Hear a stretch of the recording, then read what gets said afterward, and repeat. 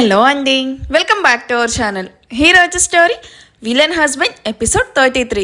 ఇక స్టోరీలోకి వెళ్తే, రుద్రాంశ్ ఆఫీస్ నుండి ఏడుస్తూ తనే సెల్ఫ్ డ్రైవ్ చేస్తూ తన కార్ని రోడ్డు మీద పరుగులు పెట్టిస్తూ ఉంటుంది శ్రేయ. రుద్ర మనసులో వేరే అమ్మాయి ఉంది అన్న విషయం కూడా శ్రేయ తీసుకోలేకపోతుంది. ఎందుకు ఇలా చేసావు రుద్ర? నువ్వంటే నాకు ఎంత ఇష్టమో నీకు తెలియదా? నీ కోసమే కదా నేను తెలుగు నేర్చుకున్నది. నీ ప్రేమ కోసమే నేను ఇండియన్ గర్ల్ లాగా చేంజ్ అయ్యాను. అంటే నీ ఫేవరెట్స్ అన్ని నేను కూడా పిచ్చిదానిలాగా ఇష్టపడేదాన్ని. ఇంతలా లవ్ చేస్తున్న నన్ను ఎలా చీట్ చేసావు అని గట్టిగా ఏడుస్తూ కార్ సైడ్కి ఆపి స్టీరింగ్ను చేత్తో కొడుతూ తన హ్యాండ్కి బ్లడ్ వస్తున్నా పట్టించుకునే స్టేజ్లో లేదు శ్రేయ. ఏడ్చి ఏడ్చి శ్రియ కళ్ళ నుండి నీళ్లు కూడా రావడం ఆగిపోయాయి. కాసేపటి తర్వాత శ్రియ చేతులు స్టీరింగ్ను గట్టిగా చుట్టేసుకుంటాయి. అప్పటి వరకు తల వంచుకొని మౌనంగా ఏడుస్తూ ఉన్న శ్రియ మెల్లగా తల పైకెత్తి ఏడ్చి ఏడ్చి ఎర్రగా మారిన తన కళ్ళని తుడుచుకుంటూ, నాకు చిన్నప్పటి నుంచి ఒక హ్యాబిట్ ఉంది రుద్ర. నాకు నచ్చిన దాన్ని నేను తీసుకోవడానికి ఎంత దూరమైనా వెళ్తాను. అలాంటిది నేను ప్రేమించిన నిన్ను అంత ఈజీగా ఎలా వదిలేస్తాను? యునో, నిన్ను ఇష్టపడడం స్టార్ట్ చేసినప్పుడే ఫిక్స్ అయ్యాను, యువర్ మైన్ అని. So I never leave you Rudra, because I am mad on you. ఏం చేసైనా సరే నీ లైఫ్లో నేను మాత్రమే ఉండాలి, ఉంటాను కూడా. అందుకు ఏ ఒక్క ఛాన్స్ కూడా నేను మిస్ చేసుకోను అని తన మొబైల్ వాల్పేపర్గా ఉన్న రుద్ర ఫోటోను చూసి ప్రేమగా కిస్ చేసి తన కార్ని యూటర్న్ తీసుకొని రుద్ర ఇంటి వైపు డ్రైవ్ చేస్తూ వెళ్తుంది.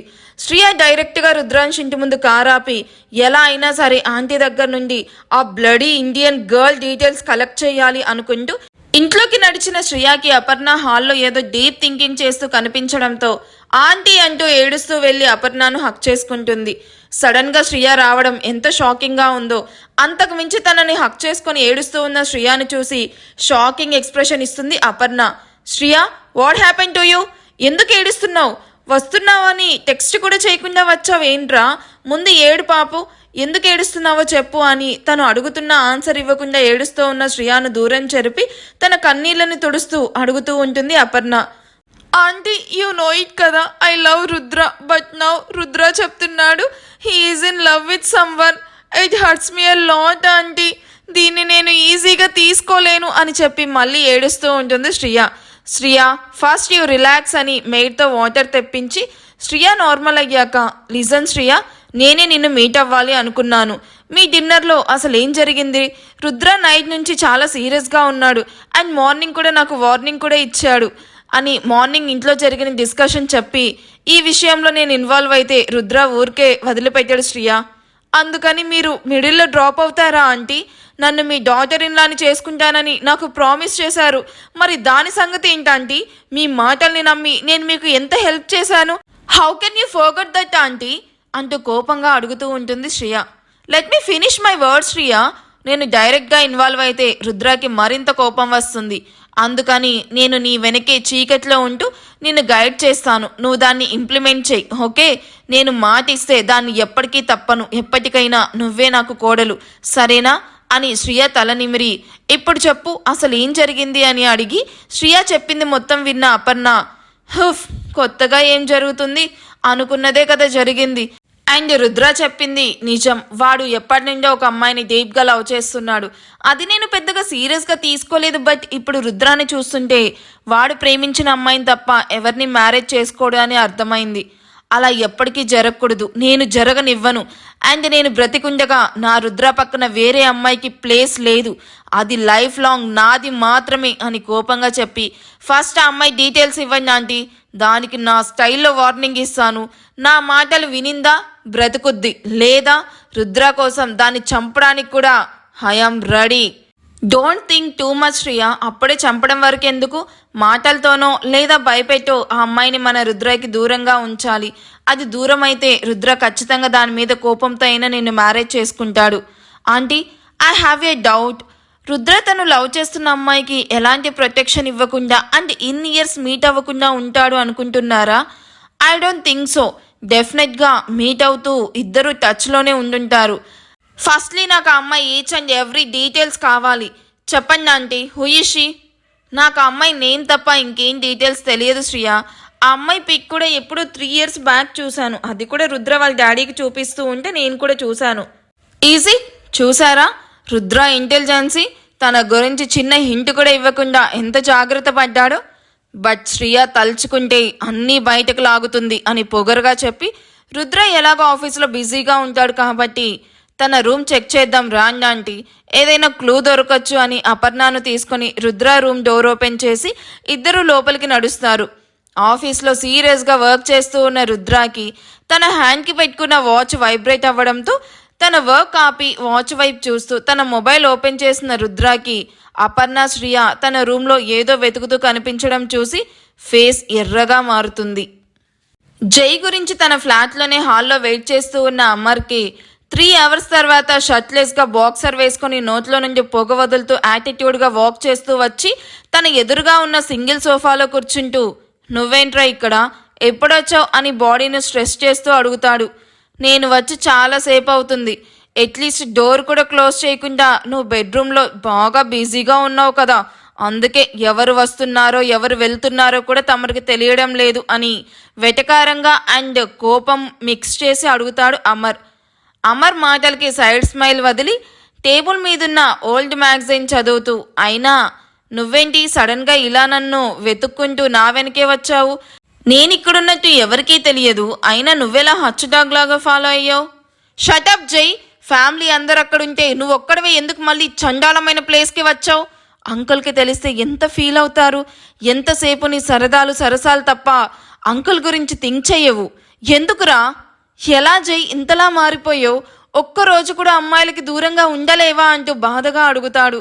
ఎనఫ్ అమర్, ఇప్పటికే చాలా వాగావు, ఇక ఆ నోరు మూసి బయటికి వెళ్ళి కింద వెయిట్ చెయ్యి, ఫ్రెష్ అయి వచ్చేస్తాను అని పైకి లేచి తిరిగి బెడ్రూమ్లోకి వెళ్తూ ఆగి, ఇది నా లైఫ్, నాకు నచ్చినట్టు నేనుంటాను, నీకు నాతో మాట్లాడడానికి అంత కష్టంగా ఉన్నప్పుడు ఇంకెప్పుడు నన్ను కలవడానికి రాకు అని కఠినంగా చెప్పేస్తాడు జై. ఎందుకు జై ఇంతలా బండరాయిలా ఇలా చేంజ్ అయ్యావు?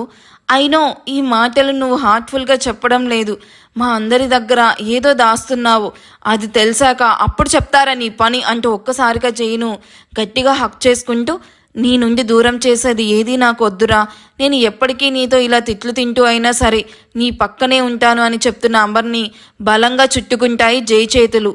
అమర్ చూడకుండా తన కంటి నుండి జారి బుగ్గల మీదకు జారుతున్న 2 ముత్యపు చుక్కలని తుడుచుకుంటూ బెడ్రూమ్ డోర్ ఓపెన్ చేసిన సౌండ్కి ఇద్దరు దూరం జరిగి అటువైపు చూస్తారు. ఫ్రెష్ అయ్యి బాత్ చేసి టవల్ను గుండెల దాకా చుట్టుకొని మరో టవల్తో తలదుడుచుకుంటూ, ఎవరితో మాట్లాడుతున్నావు బావా అని అడుగుతూ హాల్లోకి అలాగే వచ్చిన హరిణిని చూసి అమర్ షాక్ అవుతూ, అంటే ఇంతసేపు లోపలుంది హరిణి అనుకుంటూ షాకింగ్ ఎక్స్ప్రెషన్ ఇస్తాడు. అమర్ని చూసిన హరిణి, హే హాయ్ అమర్, నువ్వేంటి ఇక్కడ అని. ఒక అబ్బాయి ముందు అలా ఉండడానికి ఏ అమ్మాయి అయినా సిగ్గుపడుతుంది, బట్ హరిణి అలాంటిది ఏమీ లేకుండా అమర్ని విసుగ్గా అక్కడి నుండి వెళ్ళిపోయేదాకా అక్కడి నుండి మూవ్ కూడా అవ్వదు. నేను పార్కింగ్ లాట్లో తగలాడతాను, నువ్వు అక్కడికి వచ్చి తగలాడు అని జై వైపు కోపంగా, హరిణి వైపు చిరాగ్గా చూస్తూ వెళ్తున్న అమర్ని చూసి నవ్వుకుంటూ జై ఫ్రెష్ అవ్వడానికి వెళ్తాడు. డ్రెస్అప్ అవుతున్న జై మెడ చుట్టూ చేతులు హారంలాగా వేస్తూ, అప్పుడే వెళ్ళిపోవాలా బావా, ఇవాళ ఇక్కడే టైం స్పెండ్ చేద్దాం అని గారాలు పోతున్న హరిణి చేతులు విడిపించుకొని, ఫ్రెష్ అయ్యాక టచ్ చేయకని ఎన్నిసార్లు చెప్పాలి Harini, I want to go అని సీరియస్గా చెప్పి షర్ట్ బటన్స్ పెట్టుకుంటూ స్ప్రే చేస్తూ ఉంటాడు జై. బావా నీకు చెప్పడం మర్చిపోయాను, మీ ఫ్యామిలీ మొత్తం ఇప్పుడు మా ఇంట్లో ఉన్నారు, సో వెయిట్ చేయి, ఇద్దరం కలిసే వెళ్దాం అంటూ హరిణి కూడా చకచకా రెడీ అవుతూ ఉంటుంది. హరిణి చెప్పిందని జై వాళ్ళ ఇంటికి వెళ్ళాలి అనుకోలేదు, కేవలం వినయ్ కోసం అయిష్టంగానే అమర్ హరిణిలతో కలిసి వాళ్ళ ఇంటికి స్టార్ట్ అవుతాడు. మధ్యలో వీడొకడు పానకంలో పొడక అని అమర్ వల్ల తను బ్యాక్ సైడ్ కూర్చోవడంతో అమర్ను తిట్టుకుంటూ కూర్చుంటుంది హరిణి. భరత్, ఇంకా ఎన్ని డేస్ నేను ఇలా హాస్పిటల్లోని ఇలా బెడ్ మీద ఉండాలి, నీకు తెలుసు కదా నాకు హాస్పిటల్లో స్మెల్ పడదు, అండ్ మోర్ ఓవర్ ఇలా ఎటు కదలకుండా పడుకోవడం నా వల్ల అవ్వట్లేదు, ప్లీజ్ రా ఎలాగోలా డాక్టర్తో మాట్లాడి నన్ను డిశ్చార్జ్ చేయించు, ఇంటికి తీసుకుని వెళ్ళు. అబ్బా ఏంటి రాహుల్ రోజు నాకు ఈ గోలా, నీకు ఆల్రెడీ చెప్పాను ఇంకో 2 డేస్లో డిశ్చార్జ్ చేస్తారు అని, అయినా వినకుండా డిశ్చార్జ్ అంటావేంటి? రే నువ్వు ఇంకేం చెప్పినా నేను వినను, వెళ్ళి డాక్టర్తో మాట్లాడతావా లేదా నన్నే వెళ్ళిపోమంటావా అని తన హ్యాండ్కి సెలైన్ నీడిల్ తీస్తూ ఉన్న రాహుల్ని ఆపుతూ, ఒరే ఆగరా బాబు, నేనే వెళ్ళి డాక్టర్తో మాట్లాడతా అని డాక్టర్ క్యాబిన్ వైపు వెళ్తాడు భరత్. రాహుల్ చిరాగ్గా మొహాన్ని తిప్పుకొని, ఇదంతా దానివల్లే. వన్స్ నేను డిశ్చార్జ్ అయ్యి నార్మల్ అయ్యాక అప్పుడు చెప్తాను దాని సంగతి అని పళ్ళు నూరుతూ, నన్ను అనవసరంగా గెలికావు. నీ లైఫ్ మీద దెబ్బ కొట్టకపోతే నా పేరు రాహుల్నే కాదు అని ఆద్యాను తిట్టుకుంటూ ఉంటాడు రాహుల్. కాసేపటికి రూమ్లోకి వచ్చిన భరత్ స్పెషల్ రిక్వెస్ట్ మీద నేను డిశ్చార్జ్ చేయడానికి ఒప్పుకున్నారు రాహుల్. నేను అవి కంప్లీట్ చేసి నేను అవన్నీ ఫార్మాలిటీస్ అన్నీ కంప్లీట్ చేసి వస్తాను, నువ్వు రెడీగా ఉండి వెళ్దామని చెప్పి రిసెప్షన్ వైపు వెళ్తాడు భరత్. ఒరే కన్నా, నా కోడలి ఫోటో చూస్తూ ఉంటే కడుపు నిండదు, ఇదిగో ఇలా ఫుడ్ తింటూ ఉంటేనే కడుపు నిండుతుంది అని అతనికి ప్రేమగా చికెన్ విత్ బటర్ నాన్ తినిపిస్తూ, ఇంకా ఎన్ని రోజులు ఇలా ఫోటో చూస్తూ టైంపాస్ చేస్తావు? నీ లవ్ గురించి ఆద్యాకి చెప్పమని చెప్పాను కదా కన్నా. మామ్, నేను తనతో మాట్లాడాలి అనుకున్న ప్రతిసారి ఏదో ఒక ఇన్సిడెంట్ వల్ల ఆగిపోతున్నాను. అండ్ మొన్న ఏం జరిగిందో తెలుసా మామ్? తన ఫ్రెండ్ ఎవరో చీట్ చేసి వేరే మ్యారేజ్ చేసుకుంటున్నాడని డైరెక్ట్గా కళ్యాణ మండపంకి వెళ్ళి ఆ మ్యారేజ్ ఆపి పెళ్లి కొడుక్కి బుద్ధొచ్చేలా చెప్పింది. అక్కడ తను నాకు బాగా నచ్చేసింది మామ్. బానే ఉంది సంబరం. నువ్వు ఇలా ఆద్యాకు దూరంగా ఉండి ఇష్టపడుతూ ఉంటే పుణ్యకాలం కాస్త గడిచిపోయేలా ఉంది. ఇలా అవ్వదు, కానీ నేనే డైరెక్ట్గా ఆద్యాన్ని అప్రోచ్ అయ్యి నీ లవ్ గురించి తనకు చెప్పి మీకు మ్యారేజ్ అయ్యేలా చేస్తాను. అంత పని చెయ్యకు మామ్, ఇది నా లవ్, అసలే నా ఫస్ట్ లవ్. నేనే తనకి డైరెక్ట్గా చెప్పాలి అనుకుంటున్నాను. ప్లీజ్ నాకు 1 month టైం ఇవ్వు. అప్పటికి కూడా నేను చెప్పలేకపోతే నువ్వే ప్రొసీడ్ అవ్వు, ఓకేనా? ఓకే, ఇదే నీ లాస్ట్ ఛాన్స్ అని ప్లేట్లోది మొత్తం తినిపించేశాక, లేట్ చేయకు కన్నా. నువ్వు లేట్ చేస్తే ఒక్కో క్షణం నిన్ను ఆద్యాకి ఒక్కో అడుగు దూరం చెయ్యొచ్చు అని చెప్పి వెళ్తున్న తల్లి వైపు చూస్తూ ఆలోచనలో పడతాడు అతను ఎవరో ఎనీ గెసెస్?